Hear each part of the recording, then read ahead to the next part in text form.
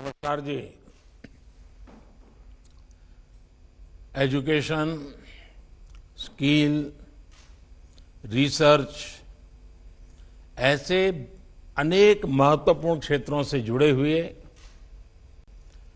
आप सभी महानुभावों का बहुत बहुत अभिनंदन।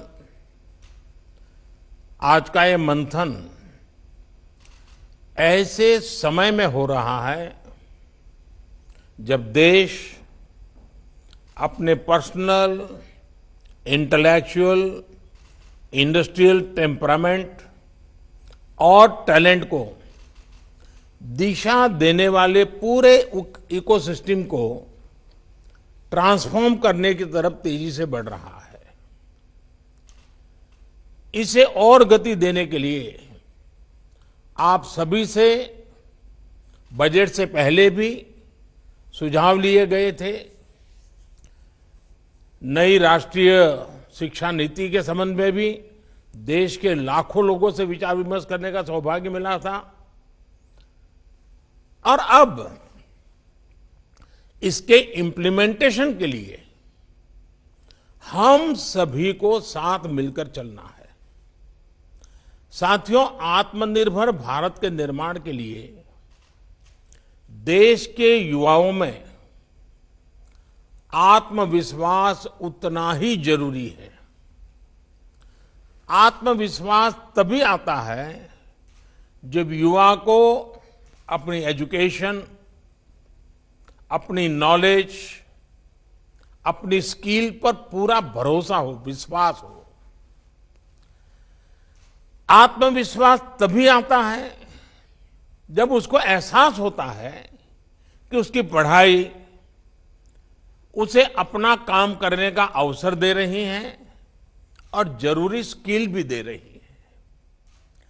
नई राष्ट्रीय शिक्षा नीति इसी सोच के साथ बनाई गई है। प्री नर्सरी से पीएचडी तक राष्ट्रीय शिक्षा नीति के हर प्रावधान को जल्द से जल्द जमीन पर उतारने के लिए अब हमें तेजी से काम करना है। कोरोना की वजह से अगर रफ्तार कुछ धीमी भी पड़ी थी तो अब उसके प्रभाव से निकलकर हमें जरा गति बढ़ानी भी जरूरी है और आगे बढ़ना भी जरूरी है। इस वर्ष का बजट भी इस दिशा में बहुत मददगार सिद्ध होगा। इस वर्ष के बजट में हेल्थ के बाद जो दूसरा सबसे बड़ा फोकस है वो एजुकेशन, स्किल, रिसर्च और इनोवेशन पर ही है। देश के यूनिवर्सिटी, कॉलेज और आर&डी इंस्टीट्यूशंस को मैं बेहतर सिनर्जी आज हमारे देश के सबसे बड़ी जरूरत बन गई है। इसी को ध्यान में रखते हुए ग्लू ग्रांट का प्रावधान किया गया है, जिसके तहत अभी 9 शहरों में इसके लिए जरूरी मैकेनिज्म तैयार किए जा सके। साथियों, अप्रेंटिसशिप पर, स्किल डेवलपमेंट और अपग्रेडेशन पर इस बजट में जो बल दिया गया है वो भी अभूतपूर्व है। इस बजट में इनको लेकर जितने भी प्रावधान किए गए हैं, हायर एजुकेशन को लेकर देश की अप्रोच में एक बहुत बड़ा शिफ्ट लाने आने वाला है। बीते वर्षों में एजुकेशन को एम्प्लॉयबिलिटी और एंटरप्रेन्योर कैपेबिलिटीज उससे जोड़ने का जो प्रयास किया गया है, ये बजट उनको और विस्तार देता है। इन्हीं प्रयोगों का परिणाम है कि आज साइंटिफिक पब्लिकेशन के मामले में भारत टॉप 3 देशों में आ चुका है।